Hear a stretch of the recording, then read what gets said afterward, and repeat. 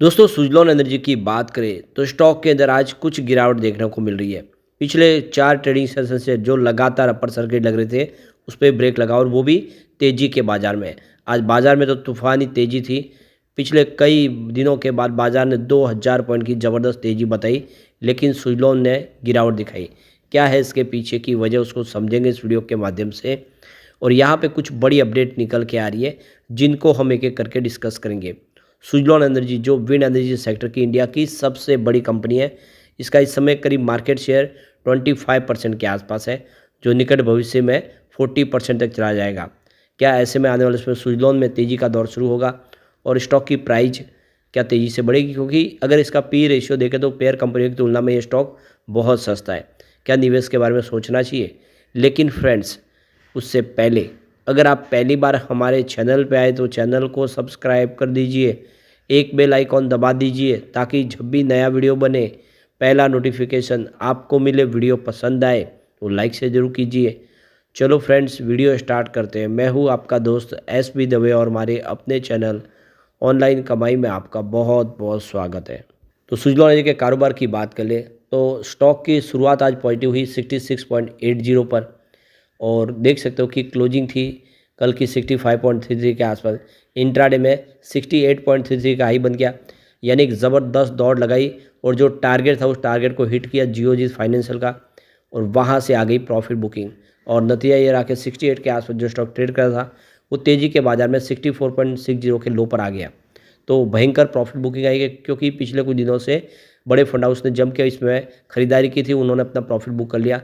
और अब जब देखिए किसी बड़े फंड हाउस जब शॉर्ट टर्म में ही बहुत सारा पैसा मिलता है तो प्रॉफिट बुक कर ही लेते हैं, और कम से कम 15 से 20% की तेज़ी बनी पिछले कुछ दिनों में, तो उन्होंने अपना प्रॉफिट बुक किया, जिसकी वजह से देख सकते हो कि स्टॉक आ गया 65.09 के आसपास 0.37% की गिरावट के साथ।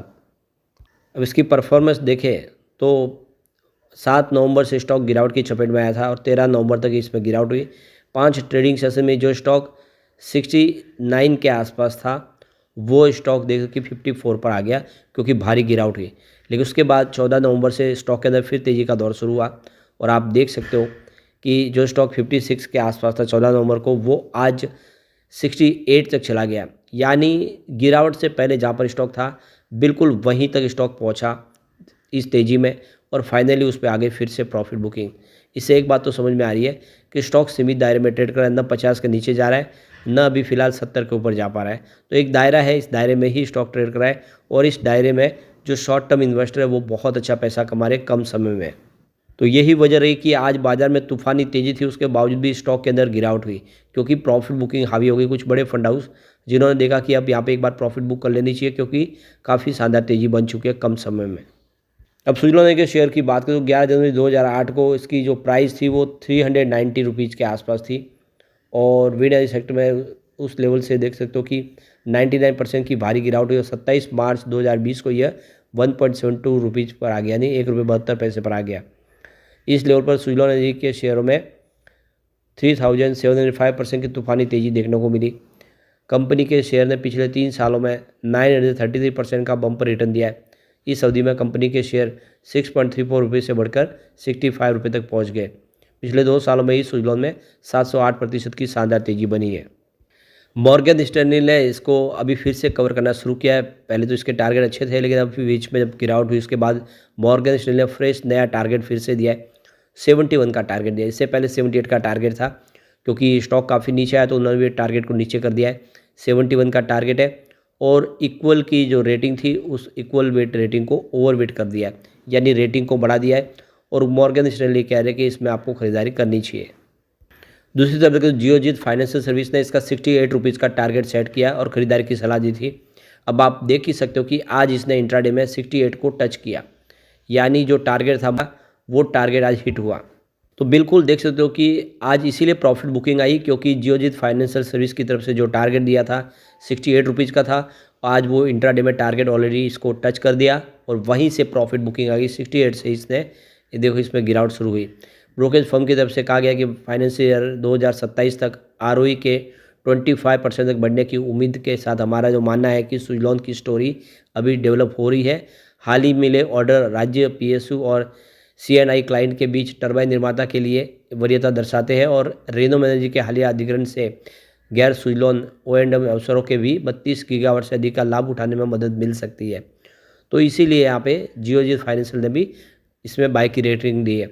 तो देख सकते हो कि एक टारगेट तो हिट हो चुका है, लेकिन अभी फिलहाल मॉर्गन स्टैनली का 71 का टारगेट है जो बाकी है। अब NTPC ग्रीन एनर्जी भी अपना IPO लेके आ रही है, लेकिन लिस्टिंग के पहले ही GMP 0 हो गया है। जो GMP 25 रुपये से शुरू हुआ था वो GMP 0 पे आके ठहर गया, लगातार रोज गिरते हुए। जो कल तक 80 पैसे के आज GMP था, आज वो 0 हो गया लास्ट दिन। लेकिन उसके बावजूद भी जितने मार्केट एक्सपर्ट है वो इसमें सब्सक्राइब की राय दे रहे हैं। कोई भी ये नहीं कह रहा कि इसको ना इसमें आप सब्सक्राइब करें, हर कोई कह रहा है कि सब्सक्राइब करें, लॉन्ग टर्म के लिए होल्ड करें। तो NTPC ग्रीन के IPO के बारे में आपको सारी जानकारी चाहिए तो ऑलरेडी हमारा इसका वीडियो बन चुका है, जाके ज़रूर देखें क्या है इसके फ्यूचर प्लान और क्या इसकी प्राइस हो सकती है, क्या इसमें बॉटम में खरीदारी का एक अच्छा मौका, लिस्टिंग के बाद अगर स्टॉक नीचे मिले तो क्या खरीदारी करनी चाहिए, वो सारी जानकारी आपको इस वीडियो के माध्यम से मिल जाएगी। अब एक बड़ी अपडेट जर्मनी से निकल के आ रही है। तो देश के सबसे बड़े न्यूज़ नेटवर्क TV9 का न्यूज़ 9 ग्लोबल समिट जर्मनी में हो रहा है। भारत और जर्मनी के अलावा दुनिया के कई और अलग अलग क्षेत्रों के 50 से ज़्यादा स्पीकर्स इसमें भाग ले रहे हैं। समिट के दूसरे दिन ग्रीन एनर्जी सेक्टर में काम करने वाली कंपनी AM ग्रीन के वाइस चेयरमैन BC त्रिपाठी ने कहा है कि दुनिया को इस समय तेज़ी से अपनी ऊर्जा की ज़रूरत को बदलने की ज़रूरत है, क्योंकि उनकी सबसे बड़ी चुनौती क्लाइमेट चेंज से निपटना है। ऐसे में आने वाले समय रिन्यूएबल एनर्जी एक मुख्य जरिया है जिसके माध्यम से ऊर्जा की ज़रूरत को पूरा किया जा सकता है।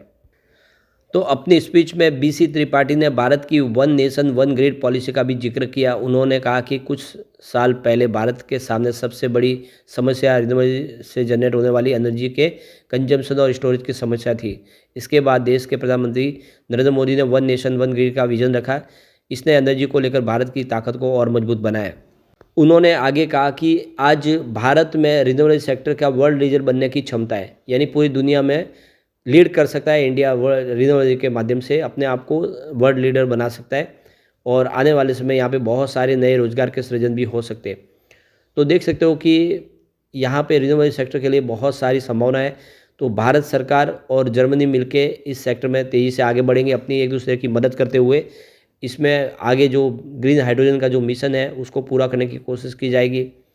तो देख सकते हो कि ये एक बहुत बड़ी गुड न्यूज़ है जर्मनी में जो ये ग्लोबल समिट हो रहा है, जिसके माध्यम से कुछ नया निवेश आने की संभावना बनेगी। सुइलोन जैसी कंपनियों के लिए एक बड़ा मौका है, जो देख सकते हो कि आने वाले समय इसमें संभावना पॉजिटिव दिखा रहा है। तो PM नरेंद्र मोदी भी इस समिट को सम्मिलित करेंगे और इसके अलावा देखें तो इसमें बहुत सारे और मंत्री हैं, जैसे केंद्रीय मंत्री ज्योतिरादित्य सिंधिया और अश्विनी वैष्णव भी इस इवेंट का हिस्सा बनने जा रहे हैं। तो काफ़ी अच्छी गुड न्यूज़ निकल के आ रही है। ऐसे में सुइलोन आने वाले समय बेहतर कर सकता है। लेकिन फ्रेंड्स, कोई भी इन्वेस्टमेंट करने से पहले अपने फाइनेंशियल एडवाइजर से एडवाइस ले ले या अपना खुद का रिसर्च करें, क्योंकि मैंने वीडियो आपके एजुकेशनल पर्पज़ के लिए ही बनाया। वीडियो पसंद आए तो लाइक से जरूर कीजिए और चैनल को सब्सक्राइब कर दीजिए। Thank you friends.